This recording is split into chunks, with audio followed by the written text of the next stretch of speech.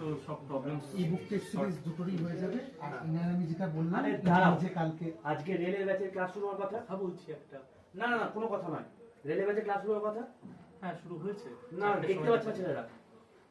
না না, ওটা আমার কাছে এসেছিল অলরেডি। অ্যাকচুয়ালি আজকে থেকে তো ব্যাচ স্টার্ট আমাদের বন্দে ভারত ব্যাচের। তো নিউ স্টুডেন্টের জন্য হয়তো ডিউ টু সার্ভার হয়তো খানিকটা অ্যাফেক্টেড হয়েছিল। এখন অলরেডি সেটা রিজলভ হয়ে গেছে, স্টুডেন্টরা ক্লাস করতে পারছে।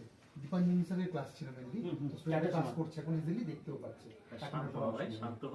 স্টুডেন্ট ক্লাস করতে পারছে, সব ঠিক আছে। প্রথম কয়েক মিনিটই হয়তো বা একটা ক্লাস আচ্ছা, প্রবলেম হয়েছে। তোমাদের একটা কথা বলে রাখি, দেখো নিচে একটা নাম্বার দেখতে পাচ্ছ, এই নাম্বারটায় ক্লিক করে তোমরা মানে সকাল 10টা থেকে সন্ধ্যা 6টার মধ্যে একবার জিজ্ঞেস করে নিও, যদি কেউ না দেখতে পাও তো।